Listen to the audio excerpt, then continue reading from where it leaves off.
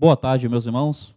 Seja o Senhor engrandecido em nosso meio, que a bondade dele seja abundante na vida de cada um dos irmãos e na casa de cada um.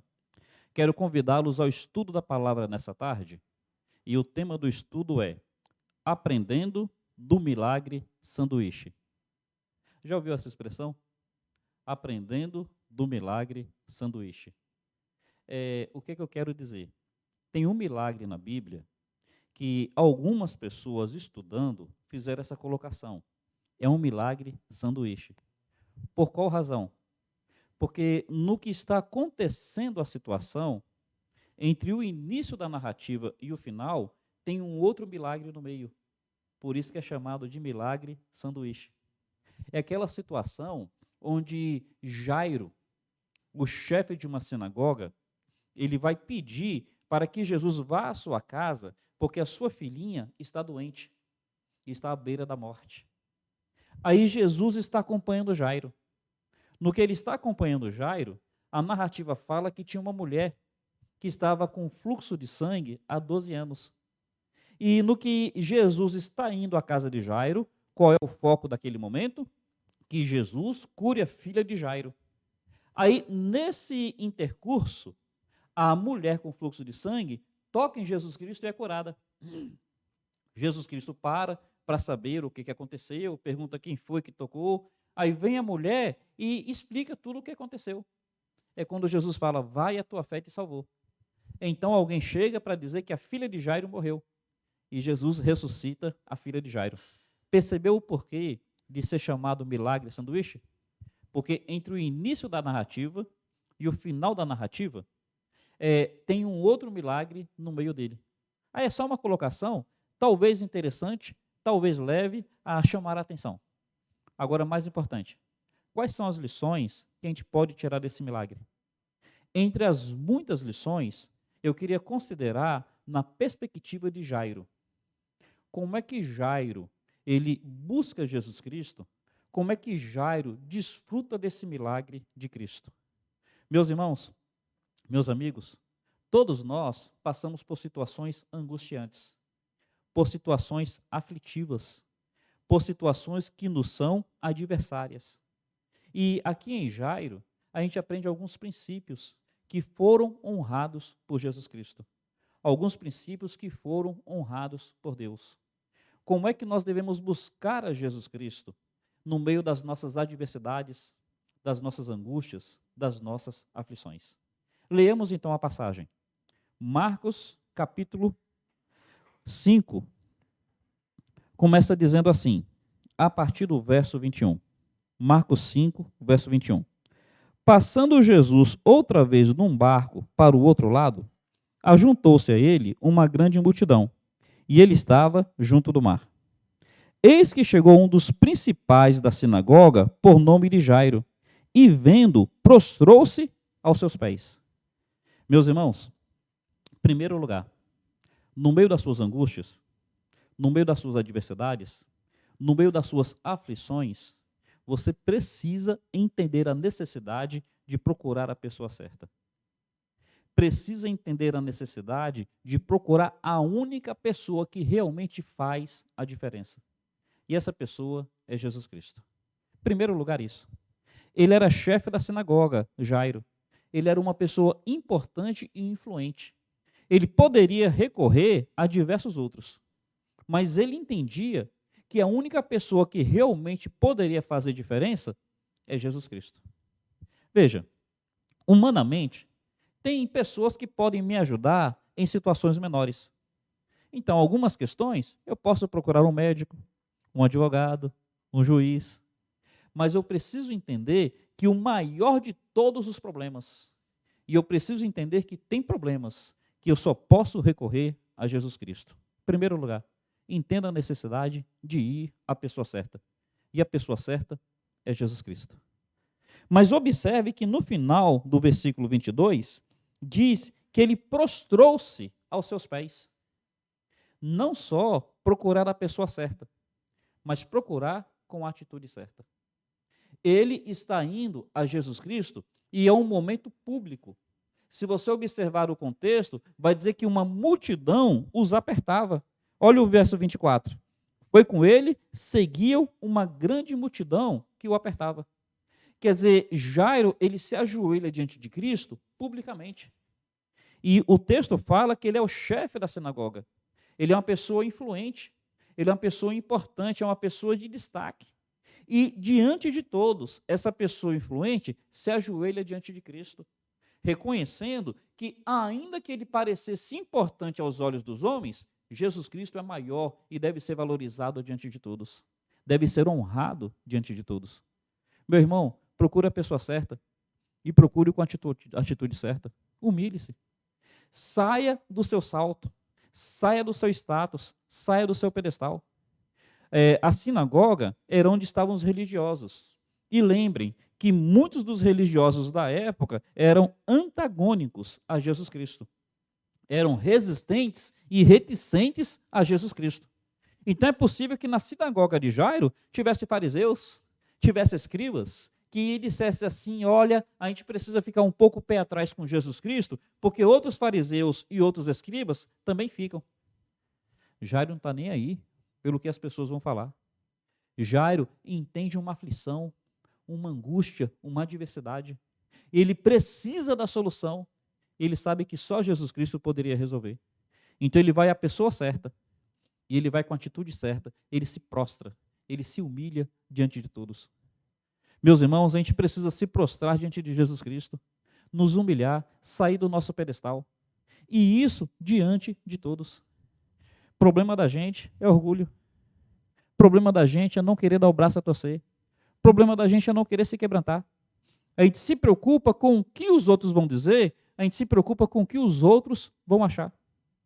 A gente se preocupa até mesmo com coisas que a gente já disse e agora a gente precisa voltar atrás.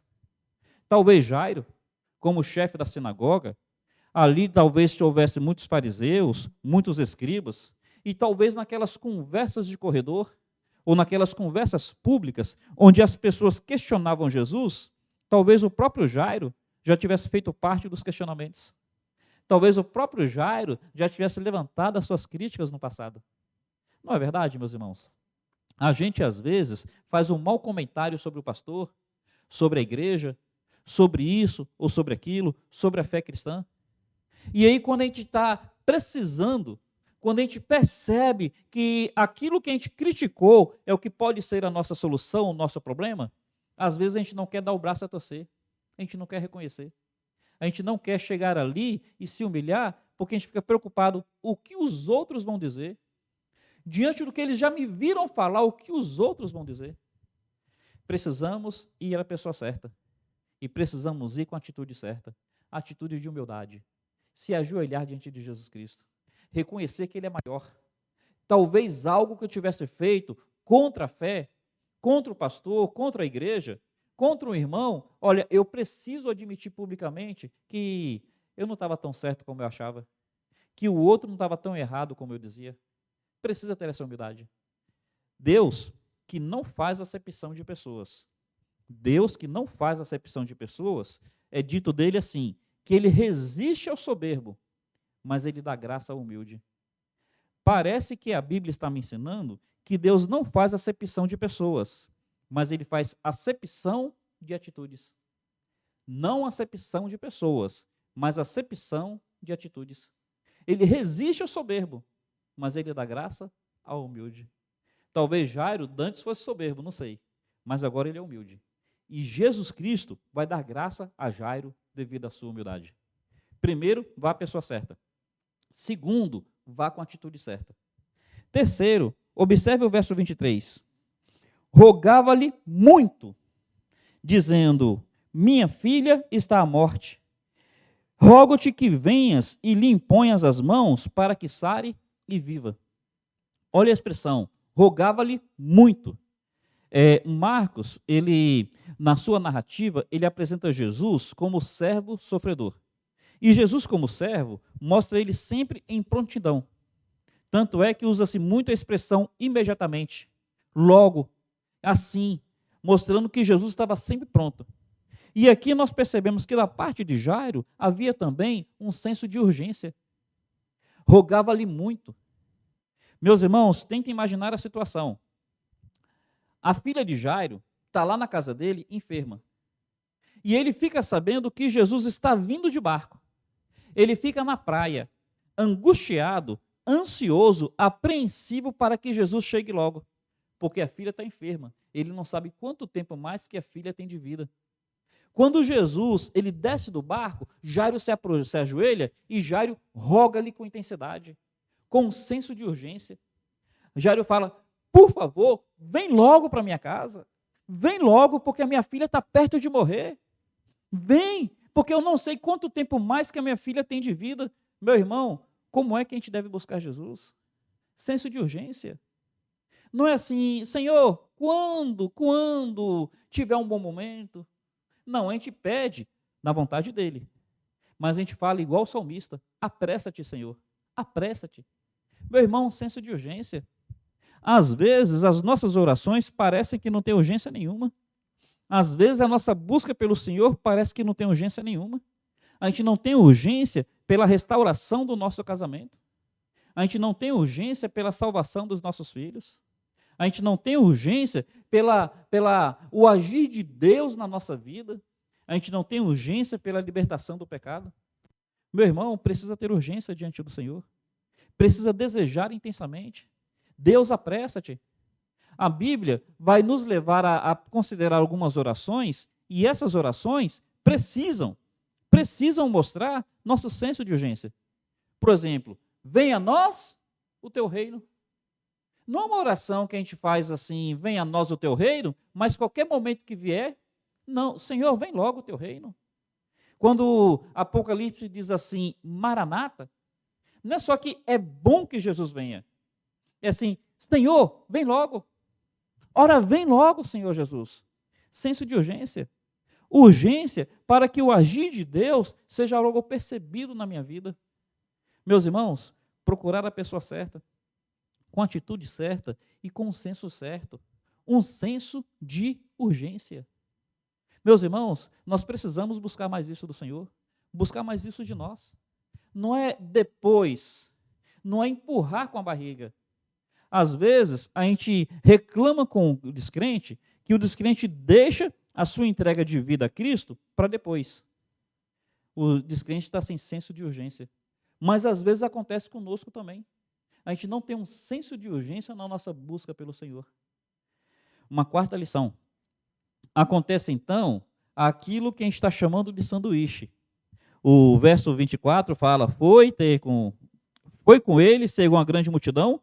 Verso 25, certa mulher que havia 12 anos, tinha um fluxo de sangue, percebe que vai entrar numa segunda narrativa. Aí vai falar dessa mulher, que essa mulher, ela se esgueirou. Está Jairo apressando Jesus Cristo no meio da multidão. Andar no meio da multidão é difícil, principalmente andar rápido. Está Jairo com aquele senso de urgência. De repente ele vê que Jesus parou. Uma mulher tocou nele, foi curada. Jesus parou e Jesus começa a olhar para um lado, começa a olhar para o outro e começa a ficar perguntando, quem me tocou? Foi você que me tocou? Foi você que me tocou? Foi você que me tocou? E Jesus começa a perguntar que até Pedro fala, Senhor, todo mundo está te tocando. Tenta se colocar no lugar de Jairo. Ele não está com senso de urgência?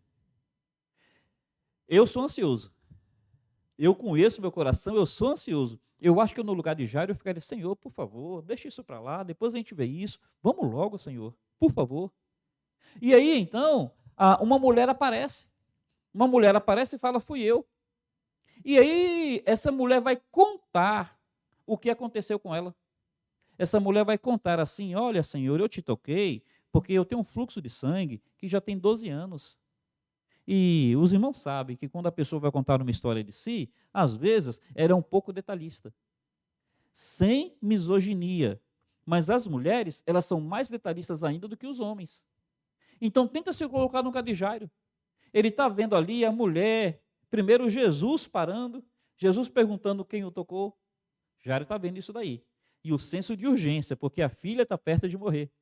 Aí aparece a mulher, e a mulher vai contar a história, tem 12 anos, eu gastei tudo com os médicos. Sabe doutor fulano de tal? Eu procurei, não resolveu.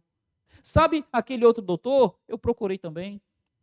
Sabe aquela cidade que tem melhores médicos? Eu fui naquela cidade. Aí tenta imaginar Jairo, ó, no lugar tente se colocar no lugar de Jairo, o senso de urgência. E aí sabe o que eu aprendo? Que junto com o senso de urgência, a gente deve realmente aprender a esperar o tempo de Deus. Veja, é uma paciência com urgência. Dá para entender isso? Ao mesmo tempo que eu tenho um senso de urgência, ao mesmo tempo que Jairo estava, Senhor, vamos logo, minha filha está à beira da morte. Jairo também precisou aprender a esperar o tempo de Jesus Cristo. Parece antagônico, realmente é paradoxal, mas é uma paciência urgente, ou uma paciência com urgência. Ao mesmo tempo que ele está dizendo, Senhor, vamos logo, ele precisou ficar esperando ali essa narrativa se desenrolar. Ele precisou esperar que a pessoa que tocou Jesus aparecesse.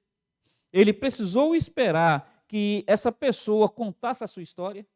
Ele precisou esperar que Jesus Cristo dissesse àquela pessoa, vai, a tua fé te salvou. Meu irmão, não é verdade? Em meio aos nossos processos adversos, em meio às nossas lutas, angústias e adversidades, a gente vê coisas acontecendo da parte de Deus na vida dos outros. E a gente fala, Senhor, por que não comigo? Meu problema chegou primeiro. Senhor, por que não comigo? Meu problema tem urgência. Essa mulher estava enferma há 12 anos, talvez ela aguentasse ficar enferma mais 2 ou 3 anos. Mas a minha filhinha está à beira da morte. Senhor, por ordem de prioridade, olha, cheguei primeiro. Minha filha é criança, ela está à beira da morte. Meus irmãos, não seria natural pensarmos assim? Claro que sem blasfemar. Mas aí eu aprendo com Jairo. Eu aprendo com Jairo que junto com a urgência, a gente tem que aprender a ter paciência. Esperar o tempo de Deus. Esperar com urgência. Esperar apressando. Mas esperar o tempo de Deus. Oh, meus irmãos, que lição maravilhosa. E que difícil colocar isso em prática. Alguns são muito sossegados, não têm urgência. Outros são muito ansiosos, não têm paciência. A Bíblia me ensina uma urgência com paciência. E então, a narrativa vai dizer o seguinte, no verso 35, estando ele ainda falando, chegaram alguns do principal da sinagoga, a quem disseram, a tua filha está morta. Para que enfadas mais o mestre? Está Jesus conversando com a mulher do fluxo de sangue. Quando Jesus fala, vai, a tua fé te salvou. Eu fico imaginando que Jairo fala, pronto, agora Jesus vem. Pronto, agora Jesus me acompanha. Pronto, agora Jesus vai atentar para a minha urgência. E no que Jairo está pensando que agora vai ter solução, chega um mensageiro para dizer assim, olha, não incomodes mais o mestre. Sua filha já morreu. Meu irmão, o que a gente pode pensar aqui? Se colocando no lugar de Jairo, talvez no coração de Jairo viesse o mesmo pensamento e sentimento que as irmãs de Lázaro tiveram. Senhor, se estivesses aqui, nosso irmão não teria morrido. Não foi assim que as irmãs de Jairo disseram? Talvez Jairo pudesse pensar assim, Senhor, se o Senhor não tivesse parado, Senhor, se o Senhor não tivesse ficado aí perguntando quem foi que te tocou, Senhor, se aquela mulher, ela não tivesse sido tão detalhista na história, Senhor, se isso não acontecesse, minha filha não teria morrido. É possível que viesse esse pensamento no coração de Jairo? É possível que viesse esses questionamentos? Porque, meus irmãos, diante da morte dos nossos entes queridos, a gente tem sempre os nossos porquês. E a gente tem sempre as nossas, reflexões, os nossos questionamentos. Talvez Jairo tivesse. E aqui uma outra coisa que a gente aprende é que esse mensageiro, quando fala assim, não incomodes mais o mestre, a tua filha está morta, esse mensageiro está dizendo o seguinte, quando tua filha estava viva, talvez Jesus pudesse fazer algo. Mas agora que sua filha morreu, Jesus não pode fazer mais nada, nem precisa mais chamar ele. Percebe que talvez a mensagem era essa, ainda que implícita? E é importante nós considerarmos a angústia no coração de Jairo, esse questionamento, se o Senhor não tivesse parado. É importante nós pensarmos isso, e é importante nós considerarmos essa colocação de não incomodes mais o mestre, ele não pode fazer mais nada, porque a resposta de Jesus Cristo vai, como é que fala? Trazer paz para esses dois questionamentos. Observe, por favor, o que Jesus fala após. Verso 36. Jesus, tendo ouvido essas palavras, disse ao principal da sinagoga: não temas, crê somente. Talvez Jairo estivesse ali: Senhor, por que o Senhor parou? Por que o Senhor demorou tanto? Senhor, por que o Senhor ficou perguntando aí quem foi que te tocou? Senhor, por que essa mulher demorou tanto para contar a história? Se não tivesse acontecido isso, talvez minha filha ainda encontrasse o Senhor vivo. Jesus vai dizer assim: Jairo, não temas. Não deixe esses questionamentos abalarem sua fé, não. Creia. Não temas. Quando o homem fala assim: olha, não incomodes mais o mestre, porque a sua menina já morreu, ele podia fazer alguma coisa, talvez, se ela estivesse viva, mas agora não pode. Jesus está dizendo: não temas, não temas, crê somente. Meu irmão, aqui eu aprendo o seguinte: eu aprendo que nós precisamos crer até as últimas consequências. Nós precisamos crer diante do impossível. Nós precisamos crer até o último momento. Olha as lições: ir à pessoa certa, Jesus Cristo, com atitude certa, humildade, com um senso certo, senso de urgência. Nós precisamos aprender a esperar o tempo de Deus, uma urgência com paciência.